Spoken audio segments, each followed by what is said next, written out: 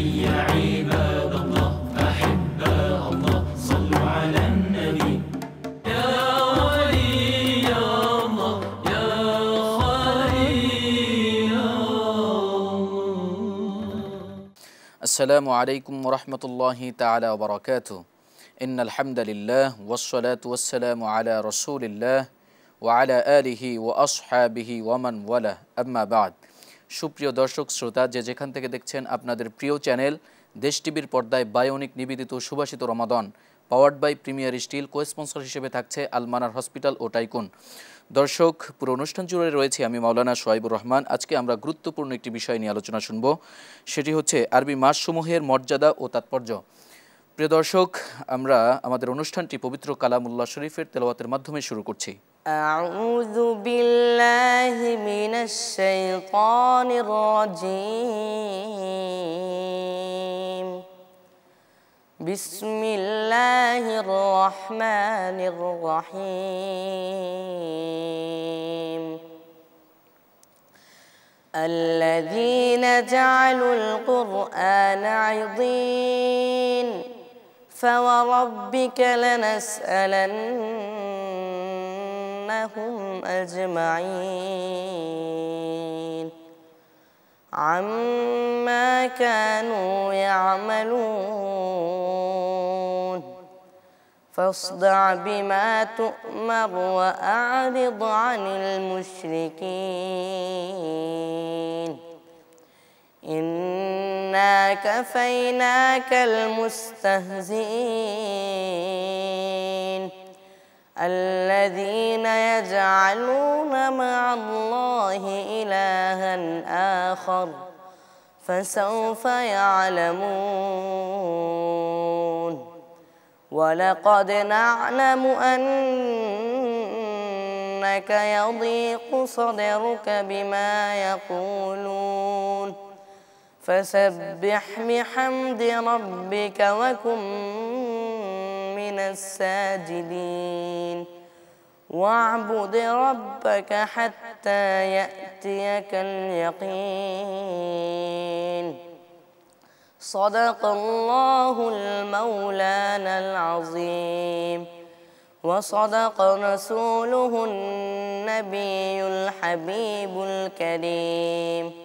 এতক্ষণ শুনছিলেন পবিত্র কালামুল্লাহ শরীফের তেলাওয়াত। এ পর্যায়ে আমরা আমাদের বিজ্ঞ অতিথিদের সাথে পরিচিত হয়ে নেব। আমার ডান পাশে রয়েছেন হযরত মাওলানা এম আতিকুর রহমান, প্রিন্সিপাল তারবিয়াতুল উম্মাহ ইসলামী একাডেমি।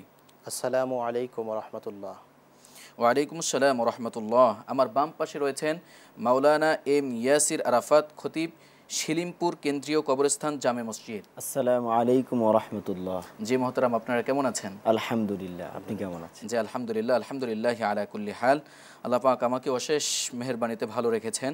আমরা শুরুতেই যাচ্ছি মাওলানা এম আতিকুর রহমান আপনার কাছে। আপনি আমাদেরকে বলবেন যে আরবি মাসসমূহের তো এক এক মাসের এক এক মর্যাদা রয়েছে, যেরকম মুহররম মাসের এক মর্যাদা, সফর মাসের এক মর্যাদা, রবিউল আউয়াল মাসের এক মর্যাদা, আর সব মাসের থেকে পবিত্র রমাদান মাসের মর্যাদা বেশি। তো আপনি আমাদেরকে যদি স্পেসিফিকভাবে বলতেন যে কোন মাসের কিভাবে কি মর্যাদা, যদি আপনি আমাদেরকে বলতেন।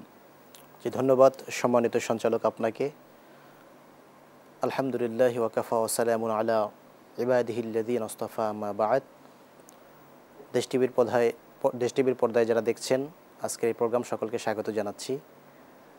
আসলে আল্লাহ পাক রব্বুল আলামিন আমাদের জন্য এই পৃথিবীকে বসবাসের উপযুক্ত স্থান হিসেবে মনোনীত করেছেন। আল্লাহ রব্বুল আলামিন এই পৃথিবীকে পরিচালনা করার জন্য একটা সময়কে বেঁধে দিয়েছেন। যেমনিভাবে আমরা সাধারণত জানি 12 মাসে 1 বছর হয়, 365 দিনে একটা বছর হয়, এভাবে সাধারণত সময়ের পরিক্রমা চলতি আছে। আল্লাহ রাব্বুল আলামিন বলেন, ইন্না ইদ্দাতাশ শুহুরি ইনদাল্লাহি 12 শাহরান ফি কিতাবিল্লাহ ইয়াওমা খালাকাস সামাওয়াতি ওয়াল আরদ মিনহা আরবাতুন হুরুম। আল্লাহ বলেন, যেদিন থেকে আসমান এবং জমিনকে সৃষ্টি করা হয়েছে সেই দিন থেকে আল্লাহ রাব্বুল আলামিন 12টা মাস নির্ধারণ করে দিয়েছেন। এই 12টা মাসের মধ্যে আল্লাহ রাব্বুল আলামিন 4টা মাসকে সম্মানিত করেছেন। তো এখন কোন 4টা মাসকে আল্লাহ রাব্বুল আলামিন সম্মানিত করেছেন সেটা কিন্তু আমরা সরাসরি কোরআন থেকে নেওয়ার কোনো সুযোগ নেই বা আমরা নিতে পারি না। রাসূল পাক সাল্লাল্লাহু আলাইহি ওয়াসাল্লাম হাদিসের মধ্যে সাধারণত আল্লাহ রাব্বুল আলামিনের এই কথার সাথে তাল মিলিয়ে তিনি বলেছেন এবং পরেই তিনি বলে দিয়েছেন যে কোন 4টা মাসকে আল্লাহ রাব্বুল আলামিন তিনি সম্মানিত করেছেন। এর মধ্যে একটা হলো মুহররম, রজব, শাবান, দুঃখিত, মুহররম, রজব, জিলকাদ, জিলহজ। এই 4টা মাসকে আল্লাহ রাব্বুল আলামিন সম্মানিত করেছেন, যেটা হাদিসে আমরা পাই সাধারণত। হাদিস হলো রাসূল সাল্লাল্লাহু আলাইহি ওয়াসাল্লামের যে ব্যাখ্যাগুলো করেছেন, কোরআনের সর্বশ্রেষ্ঠ ব্যাখ্যা গ্রন্থ হলো রাসূল সাল্লাল্লাহু আলাইহি ওয়াসাল্লামের সুন্নাহ বা হাদিস সাধারণত। কারণ কোরআনে আল্লাহ রাব্বুল আলামিন সব বিষয়গুলো সম্পর্কে স্পষ্ট বলে দেননি যেগুলো রাসূল সাল্লাল্লাহু আলাইহি ওয়াসাল্লাম স্পষ্ট করেছেন। কারণ আমরা জানি রাসূল সাল্লাল্লাহু আলাইহি ওয়াসাল্লাম যত কথাই বলেছেন না সেগুলো ওহী, আল্লাহ রাব্বুল আলামিনের পরোক্ষ নির্দেশনাই বটে। তো সেক্ষেত্রে আমরা যে এই 4টা মাস সম্মানিত পাই, এই মাসে সাধারণত যুদ্ধ বিগ্রহ জাহিলিয়া যুগের লোকজন পর্যন্ত তারা করতো না, তারা এই মাসগুলোকে সম্মান করত, বা এই মাসগুলোর সম্মান আগে থেকেই আল্লাহ রাব্বুল আলামিন দিয়ে এসেছেন। তো এই যে 4টা মাস আমরা পাইলাম, এই 4টা মাসের যে আলাদা মর্যাদা, আলাদা গুরুত্ব আছে, আপনার মুহররমের আলাদা গুরুত্ব আছে। এই মুহররমকে কেন্দ্র করে আমরা আশুরার রোজা সাধারণত পালন করে থাকি। এটা কিন্তু আমাদের মুসলিম উম্মাহ তথা উম্মতে মুহাম্মাদের জন্য একটা বিশেষ সুযোগ বা সুবিধা। এটা কিন্তু অন্য অন্য নবীদের জন্য বা তাদের উম্মতের জন্য এইভাবে দেওয়া হয় না। জি। আমরা যদি দেখি তাহলে কিন্তু প্রত্যেকটা মাসেই যে কোনো একটা বিশেষ কিছু আছে, যার কারণে আমরা সেই আমলগুলো করলে পরে বিশেষ সওয়াবেরও অধিকারী হতে পারি। সুবহানাল্লাহ। জি মুহতারাম, আপনার কাছে আমি আবারও আসবো। আমরা ফিরে যাচ্ছি মাওলানা এম ইয়াসির আরাফাত, আপনার কাছে যে আপনি যদি আমাদেরকে বলতেন এই যে মাসগুলোর মধ্য থেকে যে আমরা দিন আসে, এই দিনেরও তো আলাদা ফজিলাত রয়েছে, তাই না? তো এই দিনের ফজিলাত, এক এক দিনের এক এক ফজিলাত, আপনি যদি এই সম্পর্কে কিছু বলতেন। তো সম্মানিত সঞ্চালক, আপনাকে অসংখ্য ধন্যবাদ। দেশ টিভির পর্দায় যারা আমাদের দেখতেছেন দর্শকদের উদ্দেশ্যে বলবো যে মাসের মধ্যে এবং একটা বিষয় গণনা করা হয়েছে, প্রত্যেকটা মাসকে আবার সাপ্তাহিকভাবে ডিভাইডেড করা হয়েছে। এখানে যদি আমরা দেখতে পারি সপ্তাহের ভিতরে সবচেয়ে একটা গুরুত্বপূর্ণ দিন হলো পবিত্র জুমাবার। অবশ্য আমাদের এ ব্যাপারে বর্তমান মুসলমানদের বেশিরভাগই দেখা যায় যে আমরা এই দিনটাকে ছুটি পাওয়ার পরেও অবহেলায় কাটাই। তো এই জুমাবারটা হচ্ছে সবচেয়ে গুরুত্বপূর্ণ দিন। আল্লাহ পাক রব্বুল আলামিন এই জুমাবার সম্পর্কে একটা সূরাই নাজিল করে দিয়েছেন, সূরাতুল জুমা। জি, আপনি ধরতে পেরেছেন, ধন্যবাদ। তো এখানে আল্লাহ পাক রব্বুল আলামিন একটা পর্যায়ে বলেছেন, ইয়া আইয়ুহাল্লাযীনা আমানু ইযা নুদিয়া লিস-সালাহ মিন ইয়াউমিল জুমআ ফাসআউ ইলা যিকরিল্লাহি ওয়া যারুল বাই' যালিকুম খায়রুল লাকুম ইন কুনতুম তা'লামুন। আল্লাহ পাক এখানে বলেছেন ঈমানদারকে উদ্দেশ্য করে বলেছেন যে তোমাদের সামনে যখন শুক্রবার তথা জুমার আজান হয়ে যায়, তোমরা তোমাদের সকল কার্যক্রম, কেনাবেচা, লেনদেন, হাট বাজার সব বন্ধ করে দাও। যদি তোমরা মানো তাহলে এটা তোমাদের জন্য উপকার হবে, তোমরা উপকৃত হতে পারবে এটা থেকে। অতএব জুমার দিনকে যদি আমরা গুরুত্ব দিই, এই দিনটাকে আমরা যদি মূল্যায়ন করি, আমাদের জীবন এবং পাথে অনেক সুন্দর হবে।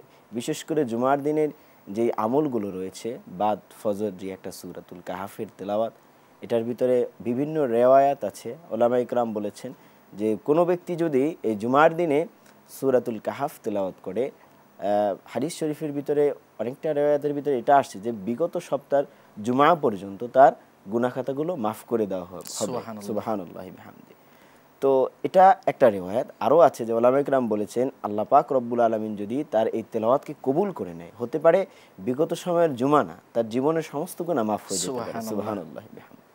আমরা কিন্তু দেখেছি যে আল্লাহর হাবিব সাল্লাল্লাহু আলাইহি ওয়াসাল্লাম আমাদেরকে জুমার গুরুত্ব বুঝাতে গিয়ে বৃহস্পতিবার রাতে তিনি আমল করতেন, কিয়ামুল লাইল করতেন, তিনি নামাজ পড়তেন, এটা কিন্তু আমাদেরকে শিক্ষা দিয়েছেন। এবং আমরা দেখেছি যে সাহাবায়ে কেরাম রিদওয়ানুল্লাহি তাআলা আলাইহিম আজমাইন, তারা যখনই জুমাবার পেতেন তারা সমস্ত কাজ থেকে বিরত হয়ে যেতেন, এরপরে তারা জুমার জন্য প্রস্তুতি নিতেন, তাই তো? জি। এবং এটা সহিহ বুখারী বর্ণনায় হযরত আবু সাঈদ খুদরি রাদিয়াল্লাহু তাআলা আনহু হতে বর্ণনা হয়েছে, রাসূল করিম সাল্লাল্লাহু আলাইহি ওয়াসাল্লাম বলেছেন যে জুমাবারে যেন প্রত্যেক প্রাপ্তবয়স্ক লোক গোসল করে, পবিত্রতা অর্জন করে, যাতে করে তার মানুষ যখন পবিত্রতা অর্জন করে, গোসল করে, তার শরীর মন উভয়টাই ফ্রেশ থাকে, যাতে করে জুমার নামাজটা সে সানন্দে আগ্রহের সহিত সে পালন করতে পারে। জি মুহতারাম, আপনাকে অসংখ্য ধন্যবাদ। আমাদের সময় হয়েছে ছোট্ট একটি বিরতির, দেখা হবে বিরতির পরে, সে পর্যন্ত আমাদের সাথেই থাকুন।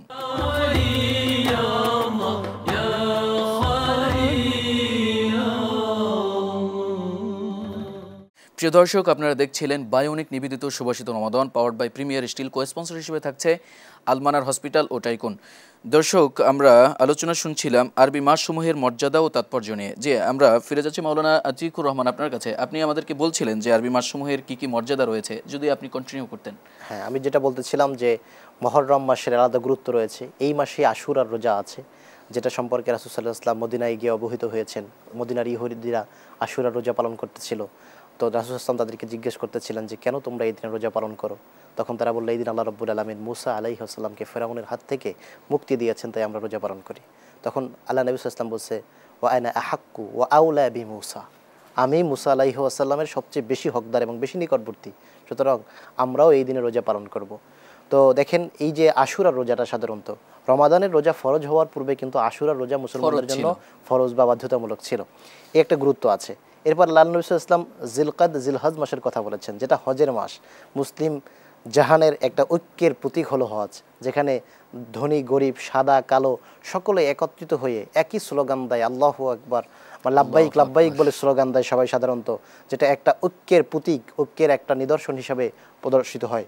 এরপর আল্লাহ সাল্লাল্লাহু আলাইহি ওয়াসাল্লাম বলছেন, অরাজাব বাইনা মুদার, যে মুদার গোত্রের মাঝখানে অরাজাবা, যে রজব মাসটা সাধারণত আছে, যেটা মুদার গোত্রের নিকট রজব মাস হিসেবে পরিচিত।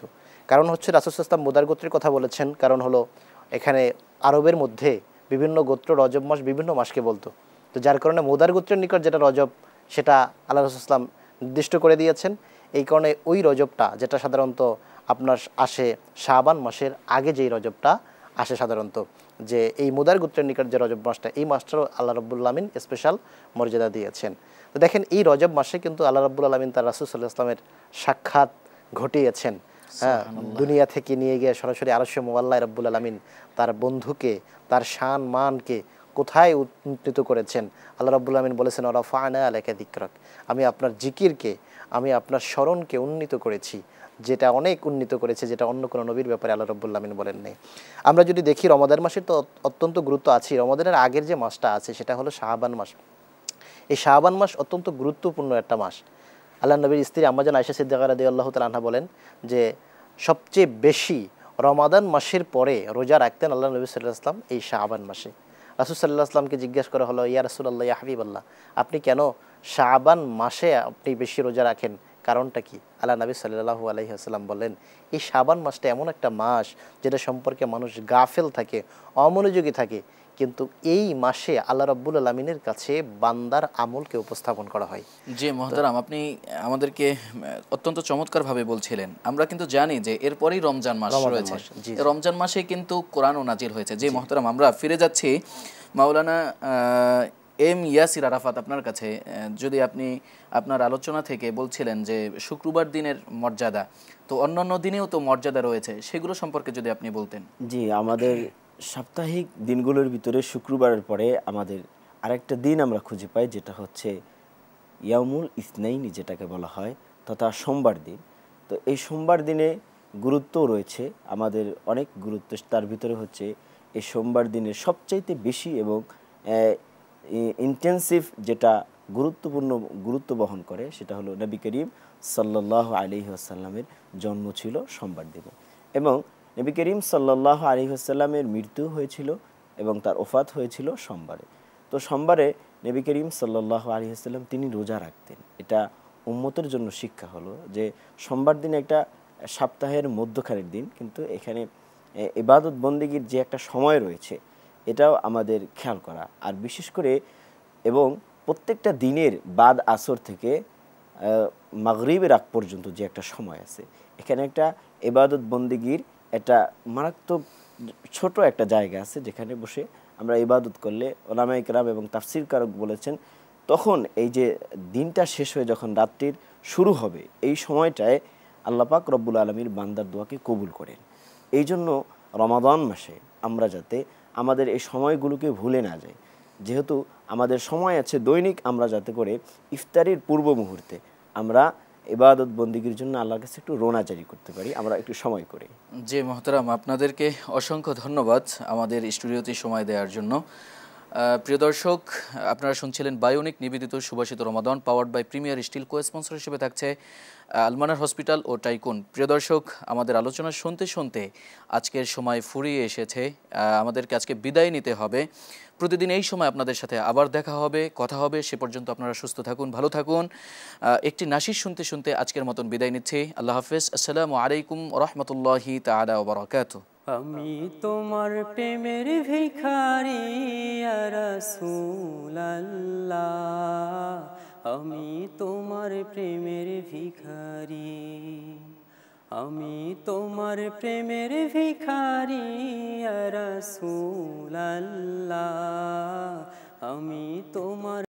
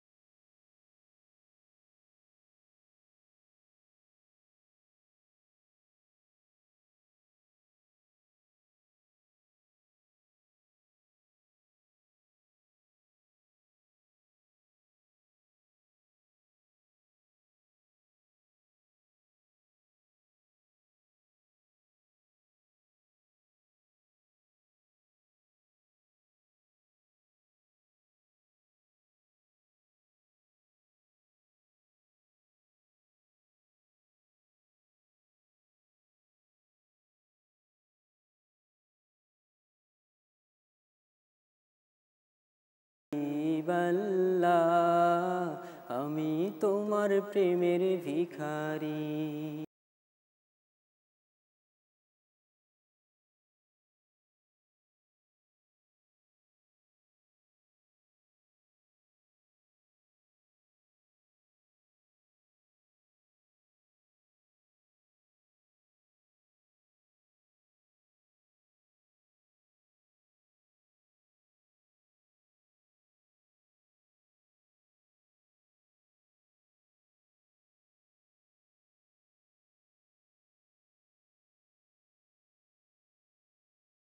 দিয়ে শান্ত করো সাকি কাউসার ইয়া রাসূলুল্লাহ, আমি তোমার প্রেমের ভিখারি, আমি তোমার প্রেমের ভিখারি ইয়া রাসূলুল্লাহ, আমি তোমার প্রেমের ভিখারি ইয়া রাসূলুল্লাহ, ইয়া হাবিবাল্লাহ, আমি তোমার প্রেমের ভিখারি। তো